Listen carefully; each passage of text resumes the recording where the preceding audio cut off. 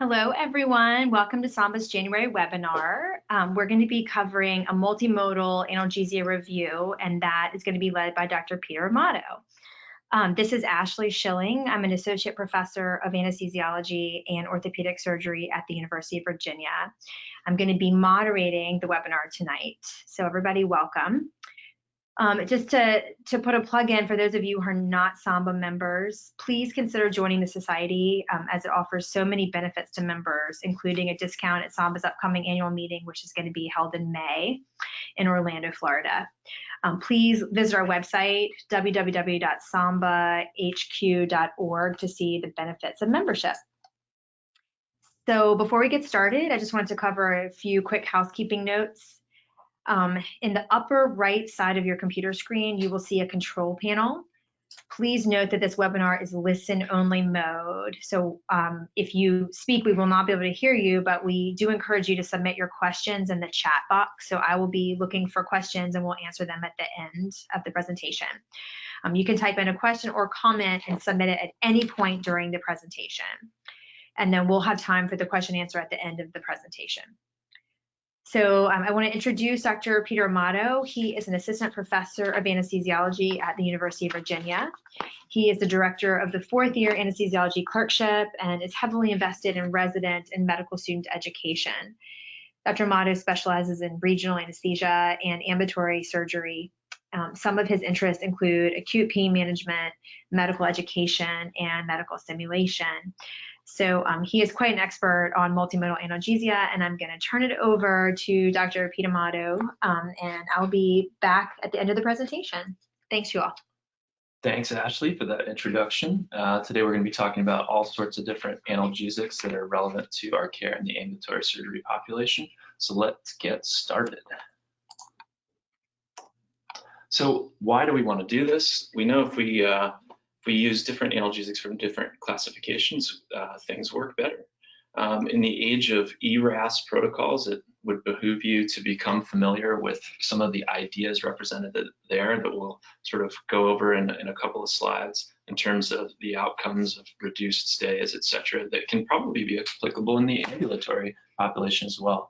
I'm going to review some of the pain pathways relevant to these drugs and how the multimodal analgesics work. And that'll involve major classes of analgesics that we'll review. We're going to talk about some practical things like dosing and side effects and cost, and some evidence for why we're going to use these. So multimodal means many mechanisms together to treat pain. We're going to put these things together and in perhaps smaller doses of each achieve an improved pain control totality, and hopefully do this in the setting of reducing opioid use, which can lead to many side effects. But as you'll see in this presentation, some of these, or many of these other multimodal non-opioid analgesics do have their own side effects that we have to be aware of. This is a recommended practice by our American Society of Anesthesiologists as well. So enhanced recovery after surgery protocols have demonstrated across a number of different surgical subspecialties that there's better outcomes when we protocolize care. We get shorter hospital stays, we get fewer complications, and patients are more satisfied. And this whole process runs the gamut from pre-admission all the way through the post-operative phase. It can involve other things like nutritional support and lifestyle modifications, but where we can make an impact is in the pre through post-operative phase, where multimodal analgesia is pretty huge. Other things that ERAS protocols strive to do is to minimize things that are attached to the patient, optimizing fluid balance so that we don't contribute to edema and things that can slow their recovery as well. So here's where we're going to use most of these items that we're going to talk about today. So let's touch on pain pathways here. So something happens to you, you have a surgical insult in the periphery, and there's an immediate release of modulators of inflammation, prostaglandins, acids, bradykinins, histamine, and that stimulates nociceptors, that many of which have bare prostaglandin receptors, but there's a number of different mechanisms for that to happen. It's transduced through the peripheral nerve to the dorsal horn, where there's interneurons that decussate and then ascend via spinal thalamic tracts to your midbrain and thalamus, where things are eventually perceived in the cortex. But there's also some descending modulatory pathways via serotonergic and noradrenergic pathways that come down and make an effect on sort of modulating that input signal. And these are going to be the focus of some of these drugs today too. So here's where some of those drugs can play a role. Starting with the top, from perception, we know that opioids certainly can do that, but NMDA antagonists, even Tylenol and alpha-2 agonists can have an impact there. Descending modulation pathways are going to be affected by a number of drugs we're going to talk about, specifically anticonvulsants, gabapentinoids, NMDA antagonists. And then alpha-2 agonists also play a role there, as well as in the dorsal horn and maybe in the periphery. And of course, getting down to the actual sites of trauma, we're going to have a lot of NSAID activity that can help in that regard with reducing the prostaglandin formation. So here's the analgesics we'll cover today, starting with Tylenol. And we finish up with some amount of opioid talk here, as I know we want to probably put an evil label on these things, but they do still serve a very important role in this whole process of pain control. So acetaminophen, we're going to briefly go over the mechanism of action here. It's still not very well understood. It probably involves cyclooxygenase inhibition, COX-2 and/or COX-3, which is less well known. It may have an effect on descending serotonergic pathways and endocannabinoid metabolism. But it doesn't really possess the same anti-inflammatory effect that you see from your other NSAIDs, and that probably has to do with this cyclooxygenase molecule, also probably better characterized as a prostaglandin H2 synthetase, has a peroxidase site and a cyclooxygenase site. And Tylenol kind of preferentially works within the peroxidase site so that it can be occupied in a manner that peripherally, where there's a lot of inflammation and extra peroxidase in the tissue, that it doesn't work as well to inhibit those kinds of functions. But pain centrally and via modulating pathways is improved with Tylenol. I'm going to take a moment to look at the pharmacokinetics, and this is important because we have the option now of using an IV formulation versus an oral formulation. So there is perhaps some early benefit just looking at the serum levels. On the bottom here, we're looking at 1 gram of PO Tylenol in the plasma levels, kind of not getting where we want them to be, perhaps at 120 minutes, maybe peaking, whereas immediate, within 10 or 15 minutes, the plasma level is pretty high with 1 gram of IV. CSF levels also rise a little bit sooner in the CSF following IV formulation. But does this really matter? I don't think it actually does, excuse me.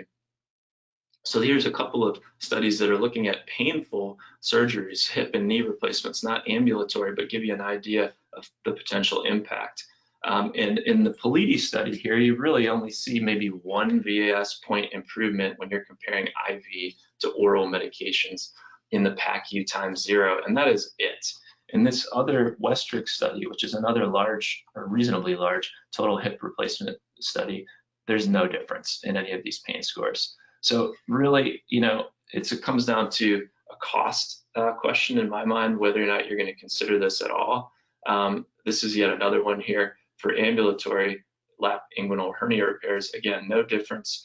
Unless you're going to give this in the PACU for some reason and somebody can't take PO, it probably is not worth it in my mind from a cost standpoint. And I'm going to show you those numbers at the end of this talk. Here's some evidence that it works as a 2015 meta-analysis in regional anesthesia and pain medicine.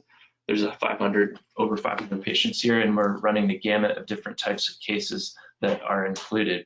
They used 2 different doses, either 1,000 milligrams or 15 milligrams per kilo. And again, at the end of the case, there's a small reduction in pain scores, there's a small reduction in opioid consumption, and there may be a reduction in vomiting, presumably secondary to opioid sparing. Here is a forest plot from that particular study, just to orient you to this, since you may not be looking at meta-analyses every day.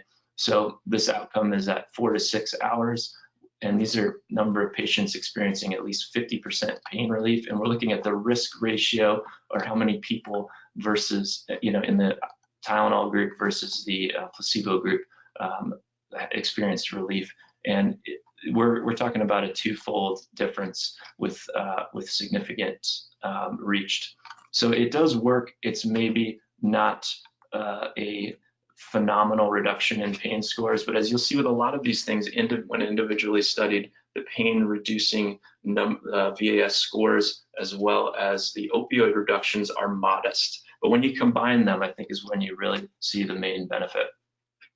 Dosing wise, hopefully everybody knows this, but we'll quickly go over it. 650 to 975 PO for adults, or 1,000 milligrams IV, but there's some evidence, at least pharmacokinetically, to suggest that a 2-gram load would be beneficial. Now that is probably contrary to what the manufacturer would recommend. In fact, recently they've actually reduced the total daily dose of Tylenol recommendations to 3 grams for every 24 hours from what it was before, which was 4 grams. Just food for thought. I think that's probably for the layperson at home who's taking pills every day, but something to keep in mind. But I do think there's good pharmacokinetic evidence to suggest that this is actually pretty good.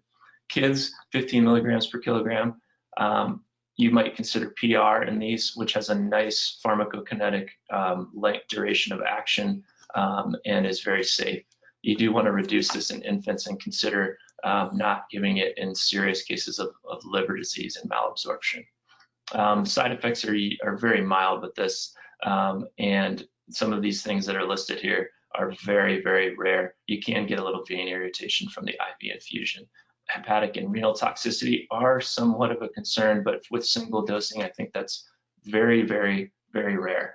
And the reason is because we have this metabolism system that involves this CYP2E1 conversion of acetaminophen to a toxic metabolite NAPQI here, okay? And if this accumulates, you get toxicity. Now that is usually taken care of by the glutathione conjugation, which can be overwhelmed if you take too much Tylenol.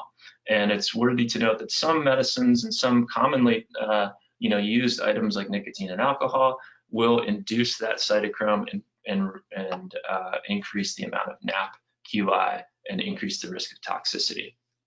So now we're going to move on to non-steroidal anti-inflammatory drugs.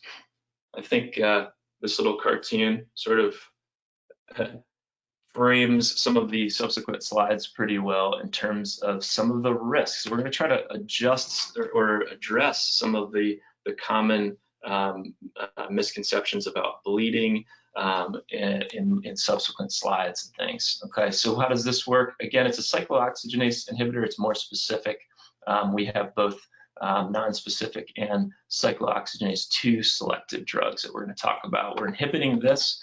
That way, we cannot produce prostaglandins from arachidonic acid, and the ones of interest being the inflammatory ones that cause pain, but we also can reduce the formation of both prothrombotic and antithrombotic prostaglandins as well.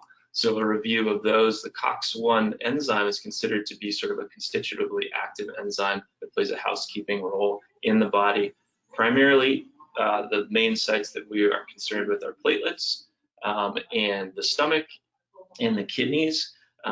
It plays a role in creating thromboxane for platelet aggregation, prostacyclin PGI2 for vasodilation, and actually the inhibitory effect on the platelets, as well as I2 and E2 that contribute to gastric mucosal protection from acids, maintenance of renal blood flow, regulation of GFR and renin secretion, whereas COX-2 is an inducible enzyme that is associated with inflammation peripherally and may do some other things as well. Here's a little pictorial for you. Here's our COX-1 doing its housekeeping role in the stomach, the kidney, the platelets, whereas our COX-2 is functioning hopefully more in an inflammatory capacity. As we learn more about it, though, we may learn more things. It's important to know that even non-selective NSAIDs can have an effect on one versus the other. So here we see some non-selective ones, aspirin being probably the more potent of the platelet inhibitors, but very common medications that we use, ibuprofen, ketorolac, naproxen, both affect these, both COX-1 and COX-2, whereas there are some non-selective NSAIDs that do preferably inhibit COX-2, and that would include things like meloxicam, which is fairly common. And then we have our very selective COX-2 inhibitors that all end in coxib.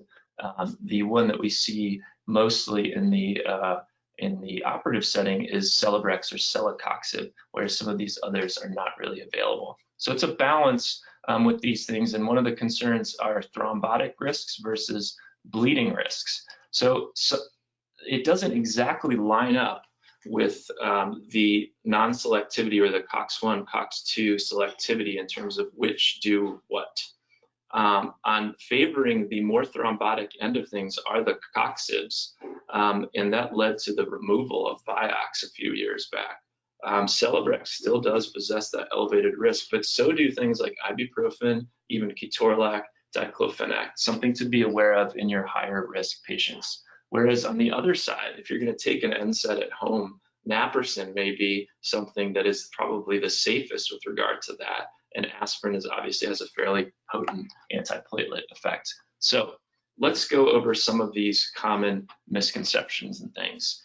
Does ketorolac contribute significantly to bleeding? So here is a recent meta-analysis that looks at 27 double-blind randomized control trials. This was in Plastics and Reconstructive Surgery Journal, over 2,000 patients, lots of different surgeries, and they found that the total odds ratio of bleeding was essentially 1. It was insignificant, and there was really no difference between the drugs and the placebo.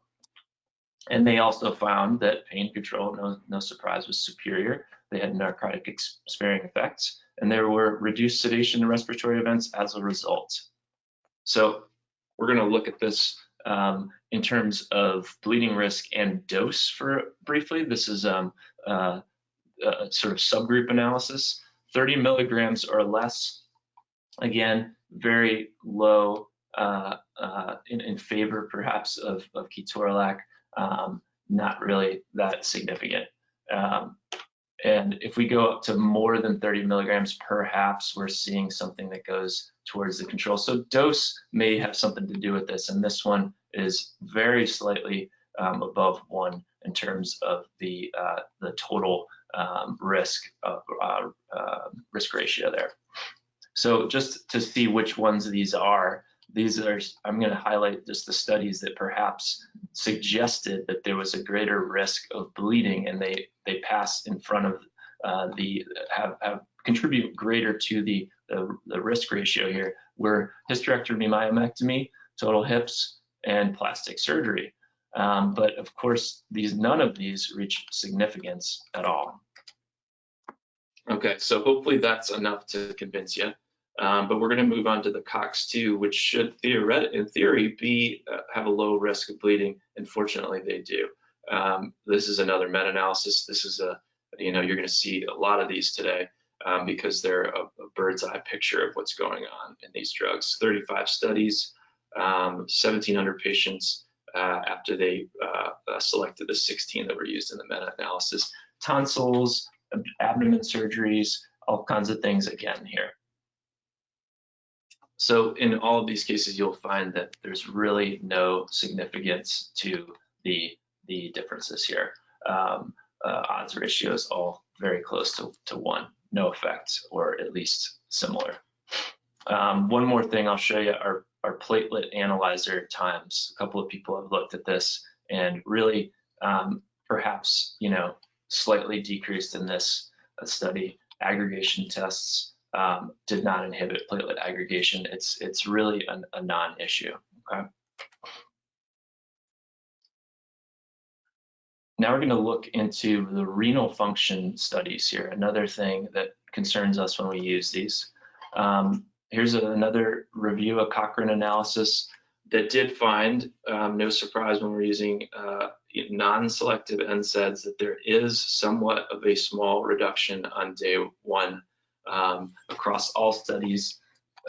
We may be a minus 16 ml per minute reduction in creatinine clearance, and this is probably more noticeable when you use it over several doses for many days. But even so, it's not a huge amount. A single dose was barely noticeable, in terms of what it did to your creatinine clearance. There's some effects on K excretion, but there was really no change in serum creatinine levels, urine output, fractional excretion of those electrolytes, or urinary sodium levels.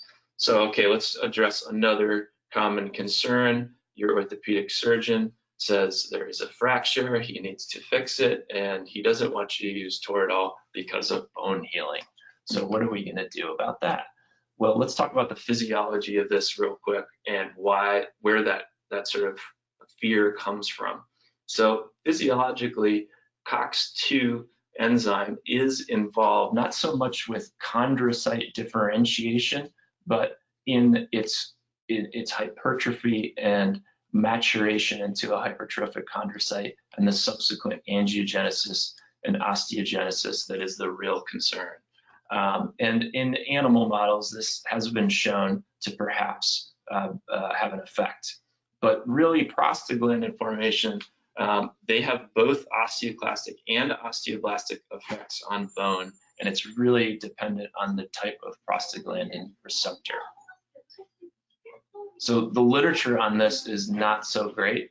Again, animal studies, if you expose animals for several weeks under moderate to high doses of these things, it can inhibit or delay bone healing. In human studies, our information is not so great.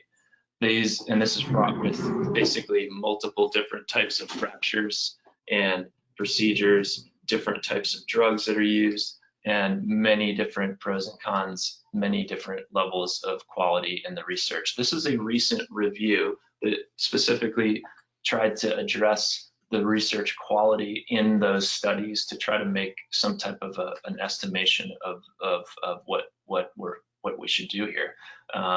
They reviewed over 200 articles and ended up looking at 36 in detail, but there was huge variability. And what they concluded at the end was really a non-committal, but they did comment that the trials and reviews and meta-analyses that deemed NSAIDs to be safe tended to be the ones of higher quality, with less degree of bias and with greater numbers of people. But there was, again, no clear consensus, and they said it might affect bone healing, but the effect depends. So I'm just gonna weigh in on this. Here's my 2 cents. This is just a risk-benefit analysis. How much do you need to not give opioids versus what your risk factors for non-union are? And those risk factors are age, smoking, diabetes, where the fracture is. And I would say that age is a complicated thing where sometimes younger age ranges from 20 to 40 may actually be higher risk for certain types of fractures not healing compared to generally speaking where for hip fractures and things like that, it may be higher for elderly, but the literature is not very good.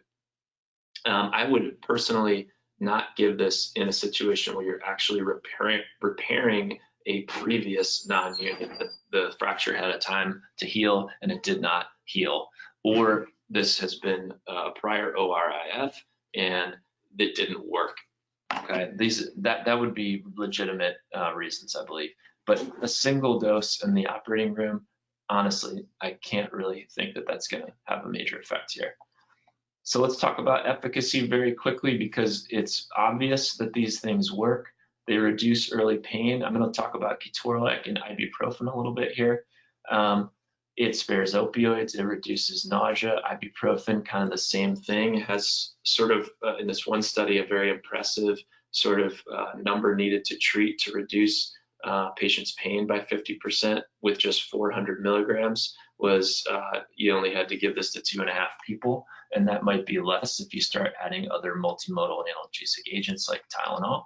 It will spare opioids, and that's almost 50% if you jack up the dose, which works very well. And there's, this and Tylenol have very low rates of adverse events.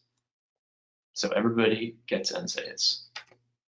All right, so here's a little effect on early pain. Again, like a lot of our studies, you're going to see a small effect on pain scores here, but it's definitely dose dependent and it's definitely true. I'm going to direct your attention to the top. This is the 30 milligram dose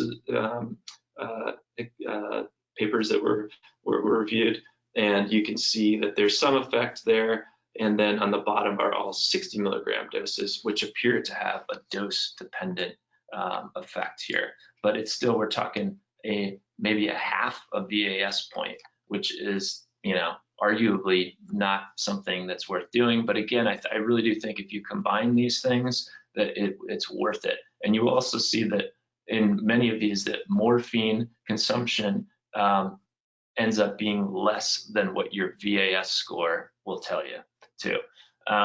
So this is an interesting study that looked at morphine use. They randomized 1,000 patients to ketorolac versus morphine, and this was in the PACU if you had moderate to severe pain.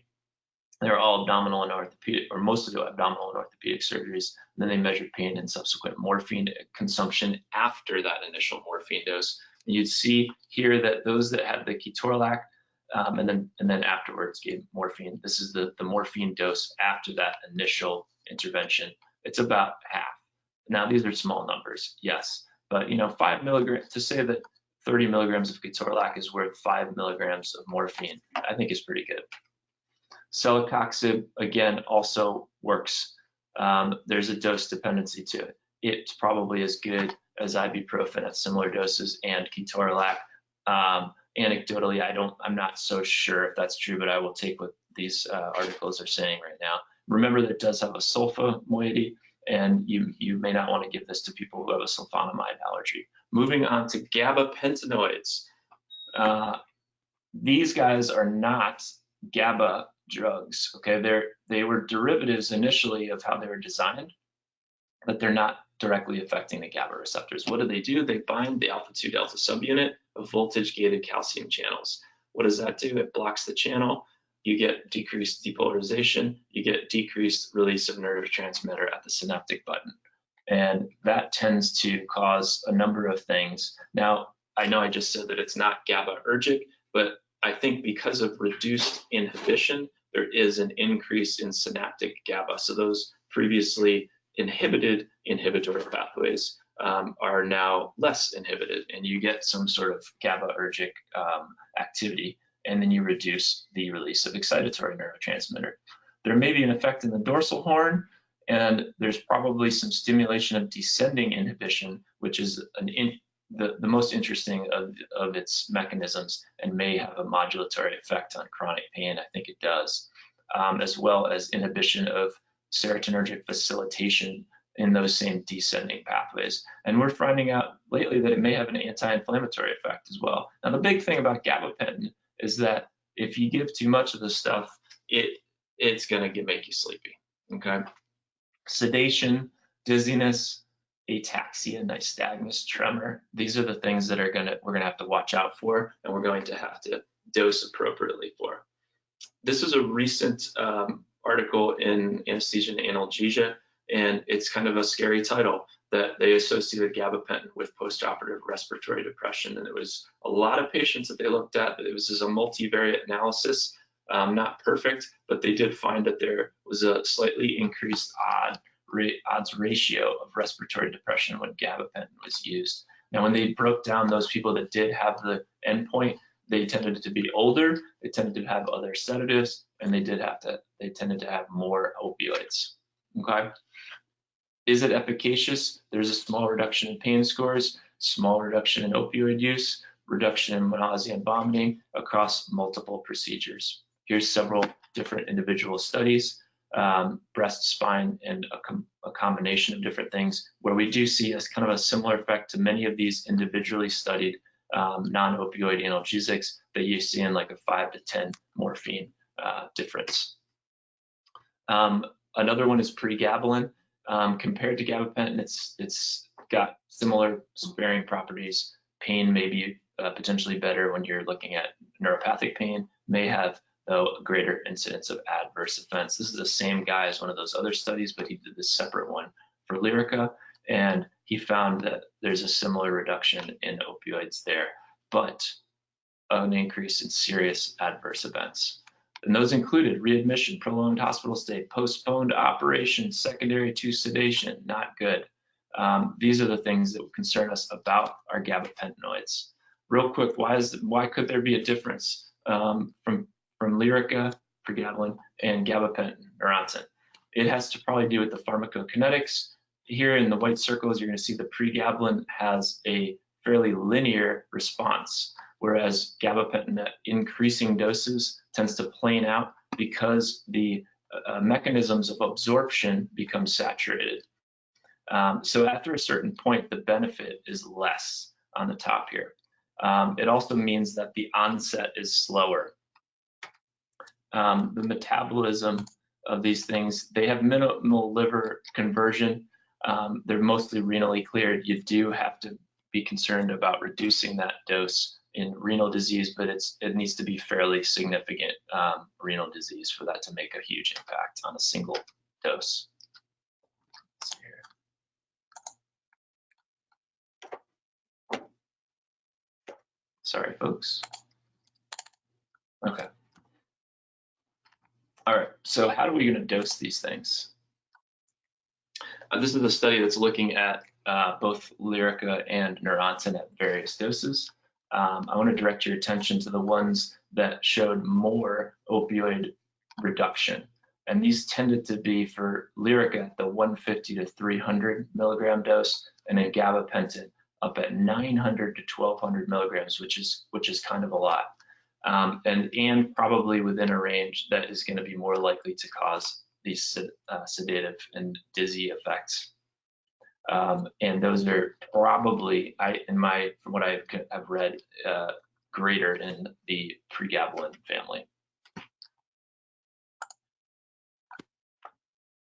Local anesthetics. We've had a prior talk Dr. Schilling did a couple months ago, specifically on nerve blocks. We're not going to go over those today, but I encourage you all to look at the SAMBA website and review those again. We can use this intravenously and we can infiltrate it locally. Today we're going to talk about two slight things that you've probably seen before, and that would be the merits of Exparel and also intravenous lidocaine. What's Exparel? Everybody probably knows this because the surgeons are so excited to use it. It is liposomally encapsulated bupivacaine that releases it slowly. It will prolong nerve blocks. It does produce longer times to opioids. It is pretty safe, but it is expensive. Okay? I'm going to show you a couple of reasons why you might want to do this in your own practice.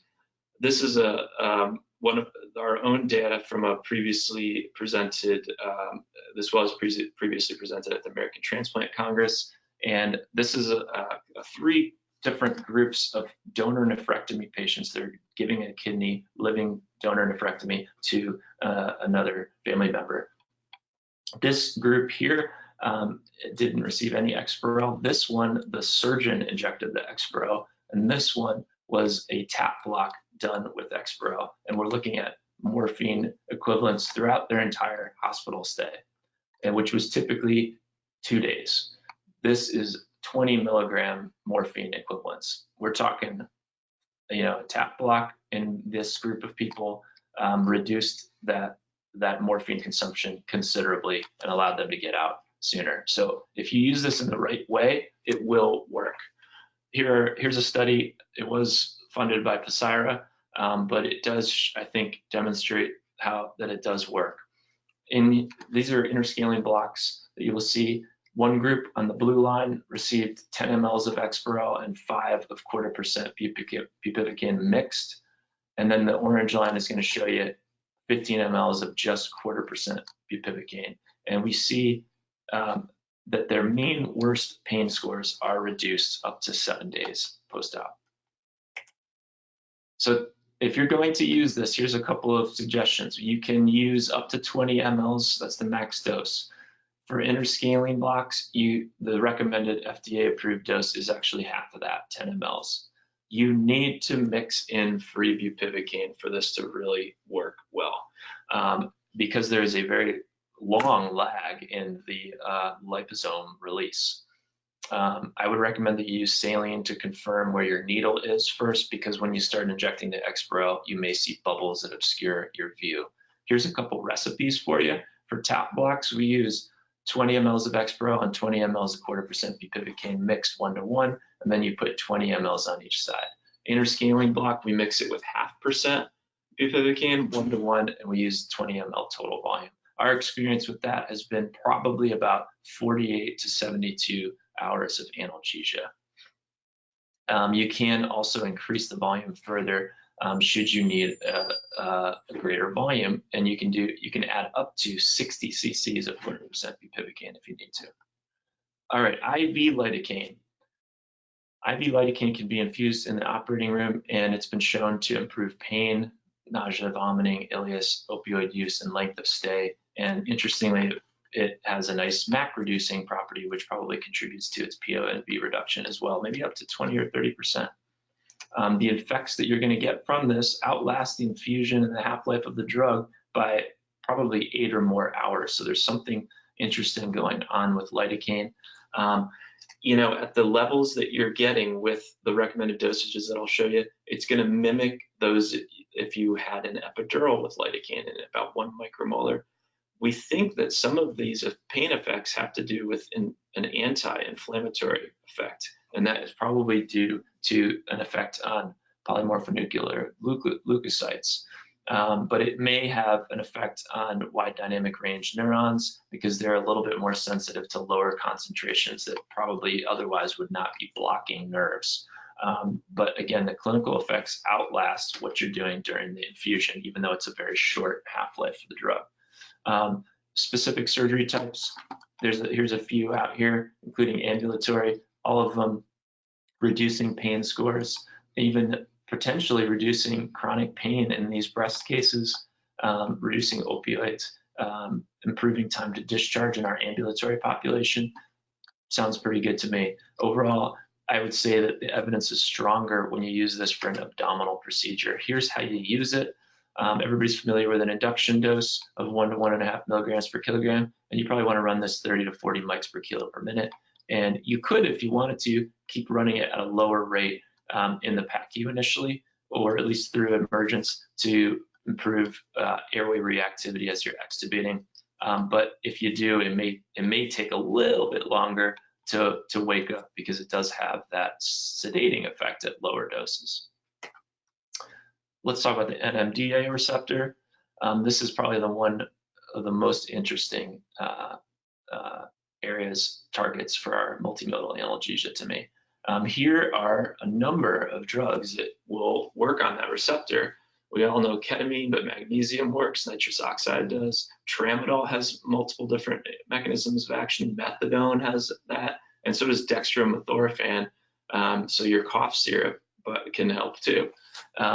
So what does this NMDA receptor do? It's a glutamate receptor, which is interesting in that it has to be both dually occupied by the endogenous ligand here, and the cell has to be already depolarized for this to open and for calcium to permeate. So it's sort of a conditional, receptor that can integrate signals, and that is important because it has an effect on nociception and wind-up and central sensitization due to this ability to combine signals in interesting ways. So we'll talk about today these three in more detail. Ketamine has some complicated physiologic effects that go beyond NMDA, including direct opioid receptor interactions, cholinergic interactions, and maybe separate modulation of noradrenergic and serotonergic pathways, dopamine, et cetera. I can probably list every neurotransmitter here. Interestingly, it can reverse mu-opioid receptor desensitization in vitro, and it may inhibit nitric oxide synthetase. All of these things affect pain and maybe chronic pain too. It's great as an acute analgesic. It's great hypnotic. It reduces your MAC. It reduces opioid use, and it probably modulates some of these things for a longer duration than its clinical effect. It may attenuate the development of opioid tolerance and hyperalgesia to some extent, and it has antidepressant effects that are coming out in the literature recently too. It does have a sympathetic release if you're giving it in greater doses. This may be a pro or a con depending on what you're using it for. And there are definitely psychotomimetic effects as you get up in dose, So you got to be careful about the timing of this, because again, it can also contribute to somnolence in the PACU. And you can sometimes get secretions depending on if you're dosing this pre-induction or pre-emergence. You might notice that a little bit. Here's a Cochrane review, again, reducing opioid consumption, pain scores, and interestingly, the area of postoperative hyperalgesia, giving a little bit of credence to some of those wind-up theories and reducing PONV. Here's a comparison. I'm going to throw magnesium in the equation here. This one compared different doses of ketamine, Tylenol, and magnesium together. I believe the ketamine dose was 0.25 mg per kilogram. Tylenol was 15 per kilo, and the magnesium dose was a little low. But if you look at the effects of specifically magnesium and ketamine, you don't see a whole lot happening with our magnesium here in this article. And I think that's primarily dose dependent, whereas the ketamine did affect pain scores and analgesic use. Antiemetic use and vomiting appears to be a little bit mixed up in these. In terms of postoperative opioid use with magnesium, if you increase the dose, there is a more noticeable effect on morphine equivalents here. And whoops, let's go back to that. And so most of these are using something like 30 to 50 milligram per kilogram bolus, followed by an infusion of magnesium to get this effect, whereas that prior study I showed you was only 7.5 mg per kilogram, just FYI. Nitrous oxide, not so much. Here's one study, opioid consumption. This is a post hoc analysis of a prior nitrous oxide trial. There's probably about 300 people in here where they compared those that did have nitrous and non-nitrous, and there doesn't appear to be a huge effect on opioids after in the PACU.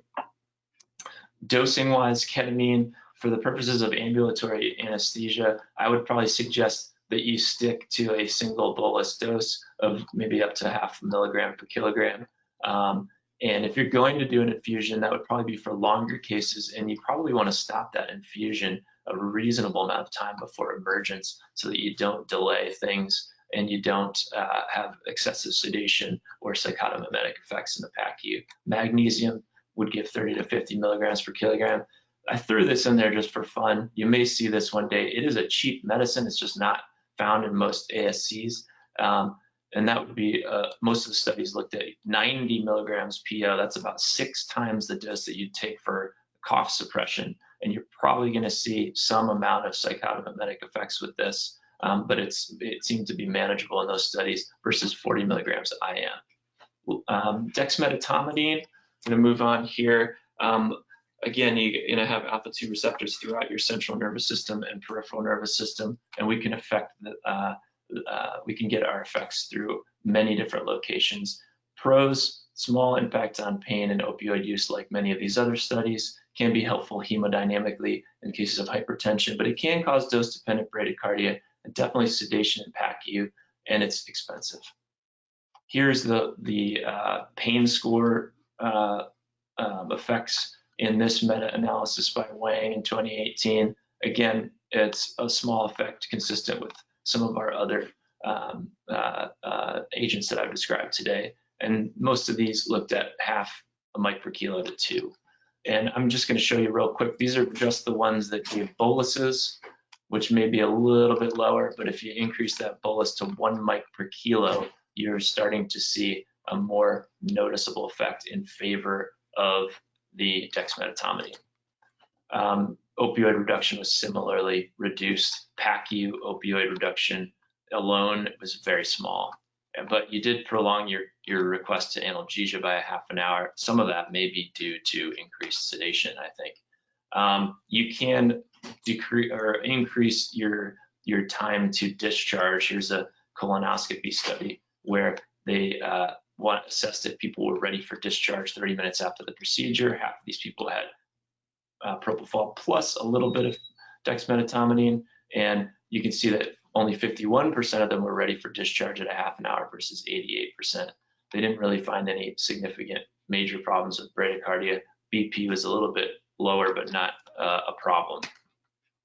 So again, risk benefit, keeping in mind that some people with sedation sensitivities, this may not be the best idea unless what you're trying to do is completely preserve ventilation for a sedation case. But as an adjunct to general anesthesia, if you are adding a number of other sedating modalities, you want to think twice about using this in those patients, and dose it earlier so that you don't slow yourself down in the PACU.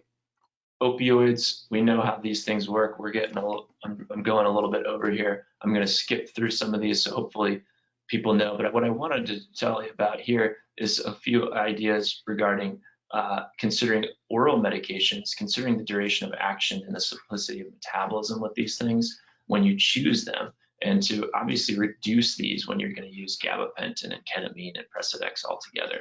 I wanted to show you this real quick. This is a study that we did at UVA, 30,000 patients before and after a multimodal analgesic intervention that involved the reduction of IV opioids between 2018 and 2019. We saw a massive decrease in the total opioid consumption by switching to oral medications and using multimodal analgesia. The orals went up a little bit, but really the total morphine equivalents went down, and this is total perioperative morphine equivalents went down, and the pain score stayed the same. It was about almost a 50% reduction. It's pretty impressive.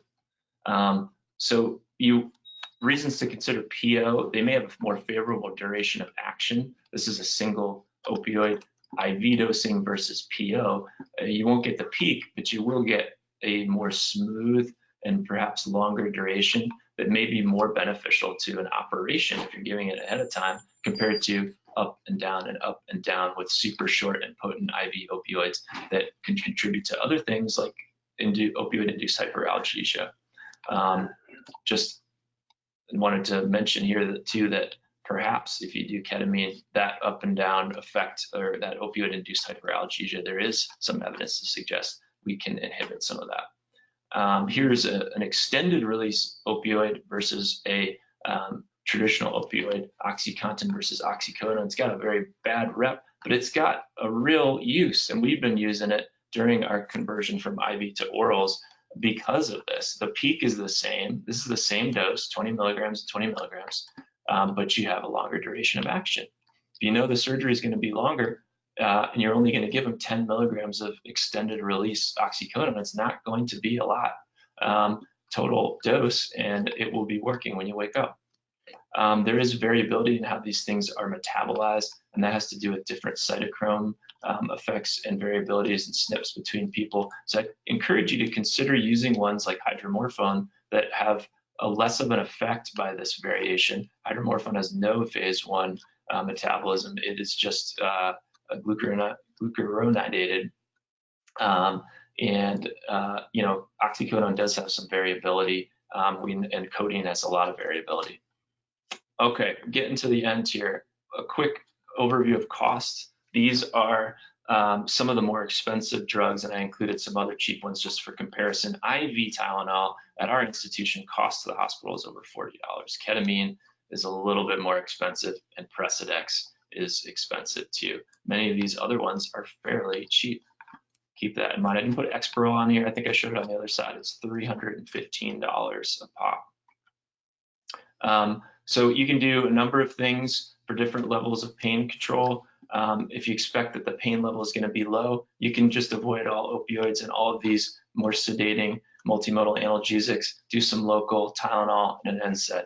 As we increase our pain level, we want to try to do regional whenever we can, and we start adding gabapentin. I usually don't go much higher than 600. Consider lidocaine infusion, especially for abdominal procedures. When you're doing an orthopedic surgery, obviously we're going to try to do regional anesthesia, and that may involve different types of nerve blocks for different types of procedures. But I do add gabapentin to ACL repairs because we're doing more motor sparing blocks that are anecdotally a little less efficacious compared to full-on, femoral and sciatic nerve blocks, and which is why we add some of these other multimodal agents. So we're going to attack pain from multiple angles. Hopefully you are better prepared for that now. You have to start some of this before the surgery. You have to interrupt those pain pathways And I would encourage you to get comfortable with oral medications to do so. But be careful of combining multiple sedating agents at higher doses because it may bite you in the PACU. Thank you very much for my long-winded spiel here, and I think if we're going to probably turn this over to Ashley for subsequent questions at this point. There are references on this slide, and they're too numerous to list here, but you'll be able to see and download this presentation from the SAMBA website tomorrow, I believe. Awesome. Pete, thank you so much for that incredibly thorough and really informative presentation. You covered a lot of information. So I wanted to ask a couple questions. We have a few that have popped up. The first one actually is more of a comment, and this the comment was about dexmedetomidine and that it's now generic. So we had one viewer comment that they get it a 1 milligram vial for $3, which Fantastic. is pretty awesome. Yeah. Yeah, and we may very well be doing that as well. My cost people ran this number, and I suppose I probably put in the name brand version of that. Thank you for the tip, though. Yeah, that's a great thing to know. One question that I had was just about the timing of the PO pre-meds and your thoughts on giving somebody oral acetaminophen, Celebrex, Neurontin, and then taking them immediately back to the OR for a general anesthetic with an LMA or a sedation case where there isn't a protected airway. Do you have concerns about pre-medding patients and aspiration risk? So it's definitely worth thinking about. And I tried actually to look for evidence for that specific question when I'm preparing for this talk. And honestly, there's very little to talk about there. Most of these studies, I mean, it's slightly impractical, but some of the longer onset drugs like gabapentin, when they're studied, they're starting them 2 hours ahead of time, which is, I understand, is completely impractical for the purposes of ambulatory surgery. I think half an hour to an hour is perfectly reasonable. There will probably be small particulates still there. There will be effects of digestion from the general anesthetic. In some cases, if you're giving an oral opioid at the same time, it may improve the absorption of some of these medications because they have a longer time in the digestive tract, and that's specifically gabapentin. But in terms of the aspiration risk, I don't have a good answer for you on that one. All right, thank you. Another question was specific to Exparel use in interscalene nerve blocks, and this viewer was wondering if you're concerned about the potential for prolonged hemidiaphragmatic paralysis with Exparel. Yes, that I think you should, if you're considering using this, you should absolutely be thoughtful about who you use this for. And we have seen one example of that where a patient had basically, they experienced symptoms of decreased chest movement, perceived, not dyspnea, I would say, but it felt like it was a little bit harder to breathe without hypoxia, et cetera. This person was at home and was followed closely, but I think she experienced symptoms for about 7 days. Mm-hmm. That's an N of 1 there. I think when you choose to use this, you absolutely exclude people with any type of concern for pulmonary disease and or even mild pulmonary disease in conjunction with like morbid obesity. The other thing that you can do there, this is a little bit more technical, but I would encourage you to review some of the more recent techniques for doing superior truncal blocks, which is maybe another option that has been shown in one study to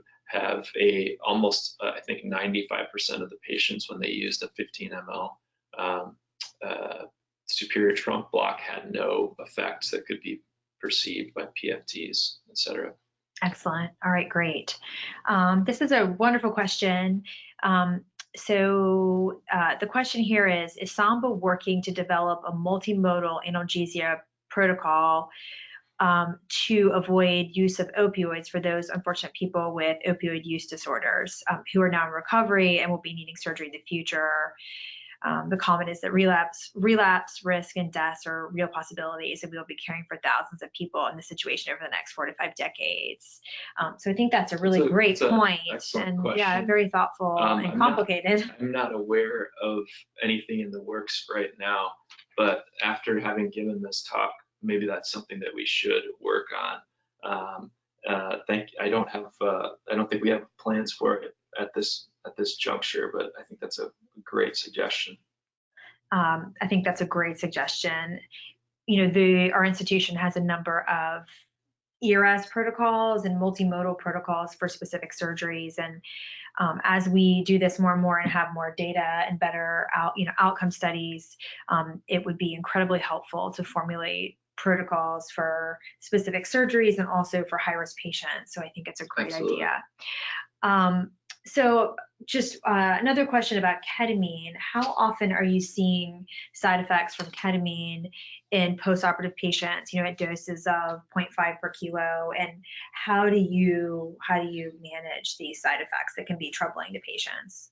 So I would say if you're giving a half per kilo and we're talking about where we're excluding the extremes of age, probably an hour or more. You've dosed this an hour or more before emergence. That almost no one that I know has a noticeable effect that they at least describe to us in the recovery room.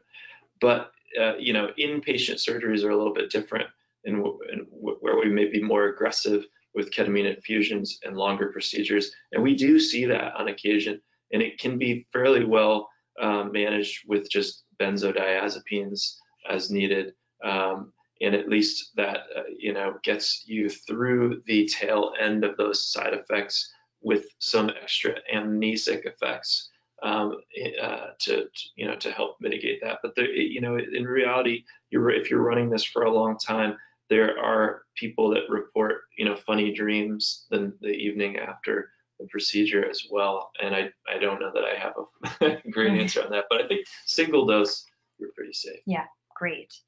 All right, so I think that it is time to conclude this awesome webinar. I wanted to just thank everyone for participating and to remind you that we're working in collaboration with ASA to offer CME credits for attendance at the webinar. So once the webinar ends, you'll receive a link from the SAMBA executive team that will allow you to claim your CME credit. You'll also receive an email from SAMBA that includes a link for an evaluation. It's really helpful for us if you could give some feedback about what worked and what we could do to improve. The recording of today's webinar, along with any handouts that we discussed, will be posted on SAMBA's website in the near future for you to have as a resource. We hope you'll join us for the upcoming webinars. Excited to see what is ahead. And we will be sending out notifications to members once a registration for any available webinars are available. There should be one in February. And then just one last reminder that registration is now open for SAMBA's 2020 annual meeting.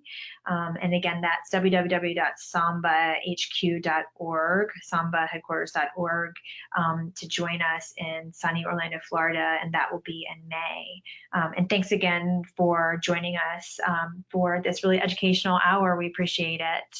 Good night. Thank you all.